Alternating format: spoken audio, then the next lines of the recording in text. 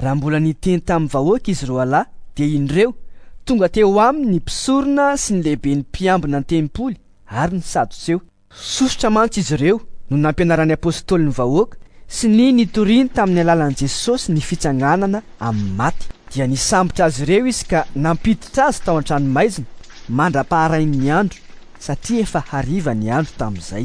Kanefa maro tamin'izay nanireny teny no nino ka efa tokony ho 5,000 ny isan'ny lehilahy. No ny ampitso dia niangona tany Jerosalema ny mpitondra sy ny loholona ary ny mpanoran-dalàna mba amin'ny Anasy mpisorona be, i Kaiafa, i Jaona, i Aleksandra ary izay rehetra mety ho havan'ny mpisorona be.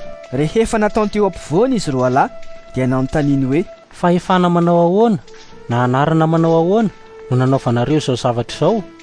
Dia feno ny fanahy masina i Petera ka nilaza taminy hoe: ry mpanapaka ny vahoaka sy loholona, raha nadinina izay androany amin'ny asa tsara natao tamin'ny nahasitranana ilay lehilahy malemy, dia aoka ho fantatrareo rehetra sy ny vahoaka Israely rehetra fa ny anaran'i Jesosy Kristy avy any Nazareta izay noombonareo tamin'ny hazo fijaliana kanefa natsangan'Andriamanitra tamin'ny maty kosa, tamin'ny alalany no nitsanganan'io lehilahy sitrany io eto an-masonareo. Ity no vato izay nolavinareo mpanao trano nefa tonga fehizoro. Tsy misy famonjena avy amin'ny hafa na iza satria tsy misy anarana hafa ambanin'ny lanitra nomenan'ny olona izay ahazoantsika famonjena. Noho ny nahita ny fahasahian'i Petera sy i Jaona izy ireo sady nahalala fa tsy mba mpahay lalàna na nampianarina izy roa lahy dia gaga. Ary fantany tsara fa efa niaraka tamin'i Jesosy izy roa lahy. Rehefa nijery ilay lehilahy izay efa sitrana nitsangana niaraka taminy izy dia tsy hitany izay havalina. Dia nasainy niala teo amin'ny Sinedriona izy roa lahy ary niara-ny sainy ry zareo hoe: ataontsika ahoana ireo lehilahy ireo? Fa efa nanao famantarana malaza tokoa izy ireo ary fantatry ny mponina rehetra eto Jerosalema izany ka tsy azontsika lavina. Kanefa mba tsy helezan'izao amin'ny vahoaka intsony dia aoka ho rahonantsika izy ireo mba tsy hiteny amin'izany anarana izany intsony na amin'iza na amin'iza. Dia niantso azy ireo izy ka nandrara azy tsy hiteny na hampianatra amin'ny anaran'i Jesosy intsony. Fa i Petera sy Jaona kosa dia namaly azy hoe: tsara aonareo na marina eo imason'Andriamanitra na tsia, ny anaiky anareo mihoatra no Andriamanitra. Fa izahay dia tsy maintsy milaza izay zavatra efa hitanay sy renay. Rehefa norahonany indray izy ireo dia nalefany satria tsy hitany izay hampijaliany azy no nitahony ny vahoaka, fa izy rehetra dia nankalaza an'Andriamanitra no ny amin'ny zavany tranga.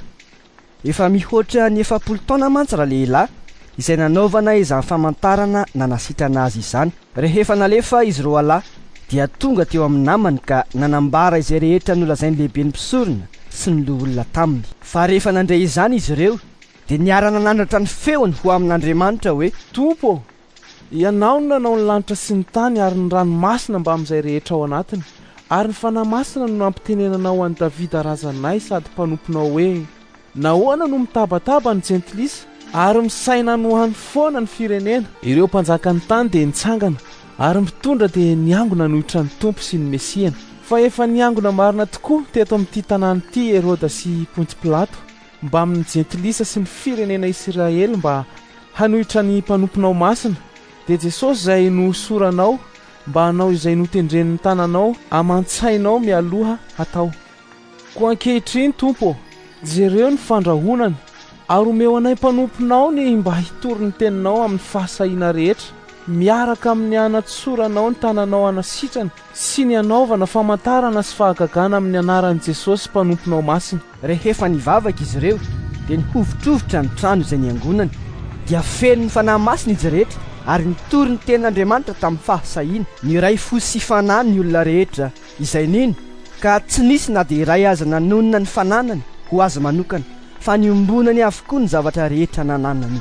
Tamin'ny heribe no nanambaran'ny apôstôly ny nitsanganan'i Jesosy Tompo ary fahasoavana be no tao amin'izy rehetra. Fa tsy nisy olona nahantra teo aminy ary izay nanana tany na trano raha nivarotra izany dia nitondra ny vola vidin'ny zavatra lafa ka nametraka izany teo anoloan'ny tongotry ny apôstôly. Dia nozaraina tamin'izy rehetra araka izay nilainy avy izany. Ary Josefa izay nantsoiny apôstôly koa hoe Barnabasy, izany hoe raha adika zanaky ny fananarana, Levita avy any Sipra no firazanany, dia nivarotra ny sahany ka noentiny ny vola vidiny ary napetrany teo anoloan'ny tongotry ny apôstôly.